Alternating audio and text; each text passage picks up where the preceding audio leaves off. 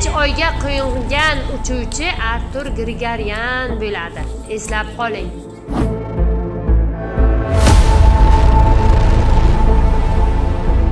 Bizi bolalar esa ko'proq vaqtini telefon o'ynab o'tkazyapti.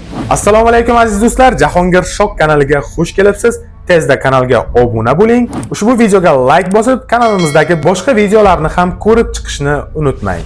Shunday ekan, biz dasturimizni boshlaymiz. Barchamiz bilamiz, O'zbekistonda boshlang'ich ta'lim borasida muammolar hali hanuz juda ham ko'p va bu narsa bizning yosh kelajak avlodlarimizga qanday ta'sir qilmoqda. Internet tarmoqlarini birma-bir titkalab chiqsa, bu kabi holatlarni juda ham sharmandali ohangda juda ham ko'p uchratish mumkin. Ayniqsa bolalarning ta'lim va tarbiyasiga o'zining hissasini qo'shayotgan, hali o'zlari tarbiya va bilim olishi kerak bo'lgan pedagoglar so'nggi paytlar ko'payib ketmoqda. Bu esa bizning O'zbekistonimizda biz bilmagan holda ro'y bermoqda. Mana bu videoni ko'rsangiz, yosh bolalarga birinchi bora koinotga kim chiqqan degan savolga ustozning o'ziga xos javobi, ya'ni Artur Grigoryan.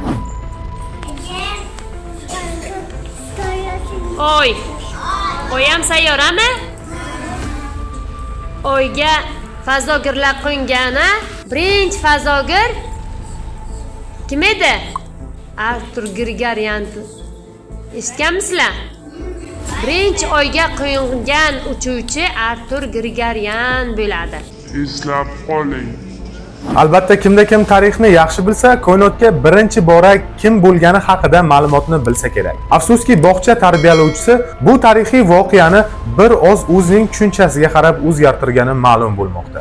So'nggi paytlar internet tarmoqlariga g'alati videolar tarqalishni boshladi. Bu esa bog'cha mudirasi o'zining hamkasblariga mana bu ohangda pichoq bilan tashlangani aks etgan videolar tarqalib ketdi. Umuman olganda, O'zbekiston bog'chalariga o'zidan OPG bandalarni yasab olgan mudiralar juda ham ko'p va bu holatni va bu ohangni bizning yoshlarimiz yoshligidanoq ko'rib guvohi bo'lib kelmoqda. Bu esa ularning kelajagiga qanday odam bo'lishiga juda ham qattiq ta'sir qiladi. Albatta, bu borada siz nima deb o'ylasangiz, kommentariyada o'zingizni izhoringizni senzurasiz maksimal darajaga qoldiring. O'zbekistonda boshlang'ich ta'limda, ayniqsa bog'chalarda juda ham ayanchli holatlar videolarga, hali internetlarga tarqalmagan voqealari juda ham ko'p uchraydi. Ta'lim borasida juda ham qiziqarli yana bir yangi fakt. Mana bu videoni ko'rsangiz tushunib olasiz. Agarda bu videoda aytib o'tilgan gaplar haqiqatdan ham rost deb o'ylasangiz, demak siz adashmayapsiz.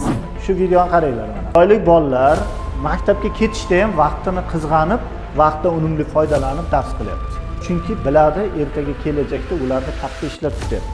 Va eng yomon tomoni, Zafar, ayniqsa sen quloq sol. Bizi bolalar esa ko'proq vaqtini telefon o'ynab o'tkazyapti.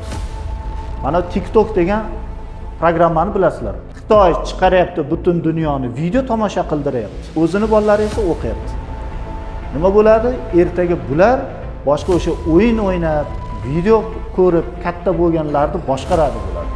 Kim agar kunini faqat o'yin o'ynash bilan foyda. Afsuski, ta'lim borasida bizning farzandlarimiz va yoshlarimiz o'zining to'laqonlik majburiyatini balki biz sababli ham bajara olmayotgandir. Shuning uchun o'zimizning kelajagimizga bo'lgan qarashni, farzandlarimizga bo'lgan qarashni qat'iyan kuchaytirishimiz kerak. Nima bo'lganda ham O'zbekistondagi bog'chalarga bo'lgan e'tiborni yanada kuchaytirish kerak. Zoraki, bu kabi ustozlar bizning farzandlarimizga hech qanday yo'l bilan ham to'g'ri ta'lim va tarbiya bera olmaydi. Albatta, bunga munosabatingizni kommentariyada bildirib o'ting. Shu bilan birga dasturimizni tugatar ekanmiz. Kanalga obuna bo'lish, videoga like bosish va do'stingiz bilan ulashib qo'yish esingizdan chiqmasin. Sizlar bilan esa kelgusi ko'rsatuvda ko'rishguncha salomat bo'ling.